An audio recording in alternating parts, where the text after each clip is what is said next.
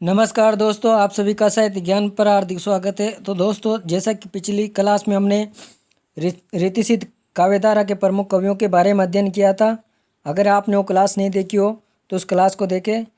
Play list बनी हुई दोस्तों संपूर्ण हिंदी साहित्य इतिहास के नाम से। तो आप हमारी जितनी भी क्लास हुई है उन सारी क्लासों को हमने उन पर उस प्ले लिस्ट में डाल रखा है। तो आप हमारी जितनी भी क्लासें हुई है उनको आप प्लेलिस्ट में जाकर देख सकते हो। और दोस्तों, अगर आप हमारे चैनल पर नए हैं तो चैनल को सब्सक्राइब करें और बेल आइकन को प्रेस करें ताकि आने वाली हमारी हर क्लास का नोटिफिकेशन आप तक पहुंच सके। और आज हम रीतिमुक्त काव्यधारा के प्रमुख कवियों के बारे में अध्ययन करेंगे। तो शुरू करते हैं दोस्तों आज की क्लास को। रीतिमुक्त काव्यधारा। रीतिकाल के ऐसे कवि जिन्होंने ना तो कोई लक्षण ग्रंथ लिखे और न ही उनकी परंपरा का पालन किया, अपितु स्वतंत्र मनोवर्ती के आधार पर लेखन कार्य किया, ऐसे कवि रीतिमुक्त काव्यधारा के अंतर्गत आते हैं। रीतिमुक्त काव्यधारा के प्रमुख कवियों में पहले कवि है घनानंद। इनका जन्म 1673 ईस्वी में हुआ था बुलंदशहर वृंदावन में, और ये यूपी में पड़ता है। इनका निधन 1760 ईस्वी में हुआ था और ये निम्नार्क संप्रदाय में दीक्षित कवि माने जाते हैं। इनकी प्रेयसी का नाम गणिका सुजान था और इनके आश्रयदाता मोहम्मद शाह रंगीले थे। घनानंद के संदर्भ में ब्रजनाथ ने 2 सवैये लिखे हैं जो निम्न है। नेही महाब्रज भाषा प्रवीण और सुंदरताओं के भेद को जाने, जो वियोग की रीति में गोविंद भावना भेद स्वरूप को जाने, चा के रंग में भिजो ही हो, बिहुरे मिले प्रीतम शांति न माने, भाषा प्रवीण सुचंद सदा रहे, सो गन झुके कवित बकानो। दूसरा कविता सवैया इनके। प्रेम सदा अति ऊंचे लहे, सुख है ई भांति कही बात चखी, सुनी के सबके मन लालच, दोरे बोरे लके सब बुद्धि चकी। घनानंद रीतिमुक्त काव्यधारा के प्रमुख कवि माने जाते हैं। ये दिल्ली के मोहम्मद शाह रंगीले के मीर मुंशी या दीवान थे। ये दिल्ली में सुजान नामक वेश्या से प्रेम करते थे, जिसके वियोग में इन्होंने अपनी रचनाओं में कृष्ण के लिए सुजान शब्द का प्रयोग किया। दोस्तों, में मोस्ट इम्पोर्टेंट बिंदु है, इसको याद रखिएगा। कई बार परीक्षा में पूछा जा चुका है कि जो घनानंद है उसने अपनी रचनाओं में कृष्ण के लिए किस शब्द का प्रयोग किया। तो किस शब्द का प्रयोग किया है? सुजान शब्द का। सुजान के कारण इनको दिल्ली दरबार से निष्कासित कर दिया गया था। वहाँ से निष्कासित हो जाने के बाद ये वृंदावन चले गए और निम्नार्क संप्रदाय में दीक्षित होकर कृष्ण की उपासना करने लगे। रीतिकालीन कवियों में घनानंद का श्रृंगार वर्णन सर्वाधिक आकर्षक माना जाता है, क्योंकि यह स्वानुभूति एवं स्वच्छंद पद्धति पर लिखा गया है। घनानंद के बारे में विद्वानों के कथन। घनानंद साक्षात रासमूर्ति नहीं दोस्तों, यहाँ पर रसमूर्ति, लाक्षणिक, मूर्तिमता एवं प्रेम की पीर के कवि है। यह आचार्य रामचंद्र शुक्ल का कथन है। प्रेम की पीर लिए उनकी वाणी का प्रादुर्भाव हुआ। प्रेम मार्ग का ऐसा प्रवीण और धीर प्रतीक तथा जवादानी का ऐसा दावा रखने वाला ब्रजभाषा का दूसरा कवि नहीं हुआ। इनके यहाँ जो कुछ है भीतरी हलचल है, भाषा मौन मधुर पुकारे, ये साक्षात रसमूर्ति है। ये रामचंद्र शुक्ल का कथन है। इनकी सी विशुद्ध सरस और शक्तिशाली ब्रजभाषा लिखने में और कोई समर्थ नहीं हुआ। विशुद्धता के साथ प्रौढ़ता और माधुर्य भी अपूर्व है। ये रामचंद्र शुक्ल का कथन है इनके बारे में। घनानंद उन विरले कवियों में हैं जो भाषा की व्यंजनता बढ़ाते हैं। अपनी भावनाओं के अनूठे रूप रंग की व्यंजना के लिए भाषा का ऐसा बेधड़क प्रयोग करने वाला हिंदी के पुराने कवियों में दूसरा नहीं हुआ। भाषा के लक्षण और व्यंजक बल की सीमा कहाँ तक है, इसकी पूरी परख इन्हीं को थी। ये भी रामचंद्र शुक्ल का कथन है घनानंद के बारे में। रीतिकाल की बौद्धिक वीरानुभूति, निष्प्राणता और कुंठा के वातावरण में घनानंद की पीड़ा की ठेस से सहसा हृदय को चीर देती है।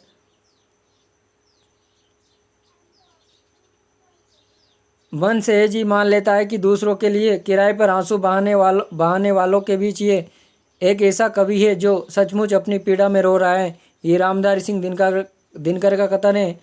वीरे तो घनानंद की पूंजी ठहरा, ये भी रामधारी सिंह दिनकर का कथन है घनानंद के बारे में। घनानंद की भाषा सरल एवं स्वाभाविक है, जिसमें लक्ष्यार्थ और व्यंग्यार्थ प्राधान्य है। ये डॉक्टर वासुदेव सिंह का कथन है। अब देखते हैं विशेष तथ्य, देखते हैं दोस्तों घनानंद के बारे में।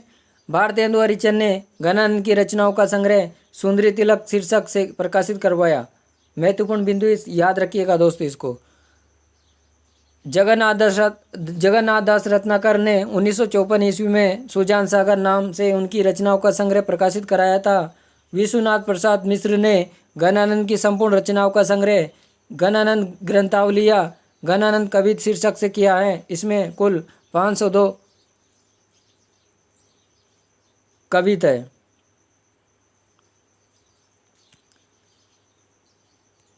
प्रमुख रचनाएं सुजान सागर, इश्क लता, वीरे लीला, वियोग वेली, कोकसार, कृपाकंद, रस केली वल्ली, घनानंद कवित, प्रीति प्रवास, प्रेम पद्धति, सुजानहित, प्रेम पत्रिका, लोकसार और यमुनायस इत्यादि। अगले कवि ये रीति मुक्त काव्यधारा के बोधा या इन्हीं को बुद्धि सिंह भी कहते हैं। इनका वास्तविक नाम बुद्धि सिंह था। ये पन्ना नरेश खेत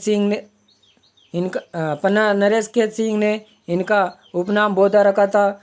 बोधा पन्ना के दरबार की सुभान या इन्हीं को सुभान कहते हैं नाम की एक गणिका से प्रेम करते थे। ये भी घनानंद की भांति प्रेम की पीर के कवि माने जाते हैं। इनकी प्रमुख रचनाएं वीरे वारिस, इश्कनामा।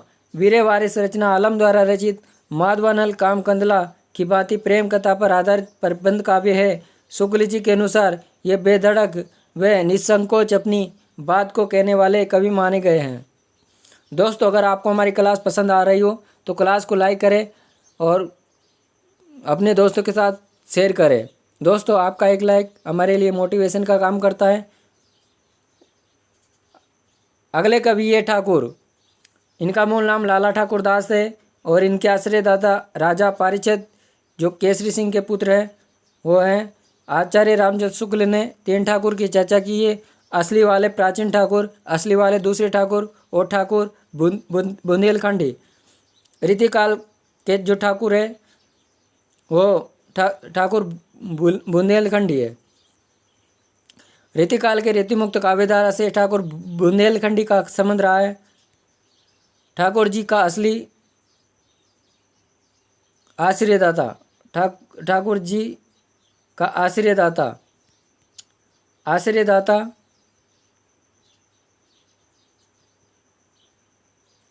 जैतपुर नरेश केसरी सिंह तथा उनके पुत्र राजा पारिचित थे। इनकी रचनाएं ठाकुर ठसक और ठाकुर शतक। ठाकुर के संबंध में आचार्य रामचंद्र शुक्ल के कथन, ठाकुर बहुत ही सच्ची उमंग के कवि थे। इनमें कृत्रिमता का लेश नहीं है, न तो कहीं व्यर्थ का शब्दाडंबर है, न कल्पना की झूठी उड़ान और अनुभूति के विरुद्ध भाव का उत्कर्ष। अगला कथन है इनका, ठाकुर प्रधान थे प्रेम निरूपक होने पर भी लोक व्यवहार के अनेकांगदर्शी कवि थे। अगले कवि है द्विजदेव। इनका मूल नाम महाराज मान सिंह था और ये अयोध्या के महाराज थे। इनकी प्रमुख रचनाएं श्रृंगार लतिका, श्रृंगार बत्तीसी, इसमें प्रकृति और श्रृंगार का वर्णन है। अगली रचना इनकी श्रृंगार लालिमा, सौरभ, कल्पद्रुम है। आचार्य रामचंद्र शुक्ल के कथन, ब्रजभाषा के श्रृंगारिक कवियों की परंपरा में इन्हें अंतिम प्रसिद्ध कवि समझना चाहिए। जिस प्रकार लक्षण ग्रंथ लिखने वाले कवियों में पद्माकर अंतिम प्रसिद्ध कवि है, उसी प्रकार समूची श्रृंगारिक परंपरा में ये इनकी सी सरस और भाव में पुटकल श्रृंगारिक कविता फिर दुर्लभ हो गई है। ये रामचंद्र शुक्ल का कथन है द्विजदेव के बारे में। ऋतु वर्णनों में इनके हृदय का उल्लास उमड़ पड़ता है। तो दोस्तों यह थी आज की हमारी रीतिकाल से संबंधित यानी कि जो रीतिकाल का भाग है रीति मुक्त काव्यधारा। तो इस प्रकार दोस्तों हमने संपूर्ण रीतिकाल को पढ़कर समाप्त कर लिया है और अगली क्लास में हम रीतिकाल से संबंधित जितने भी प्रश्न बनते हैं उन सबको लेकर आएंगे। तो दोस्तों उस क्लास से आप जुड़ना ना भूलें।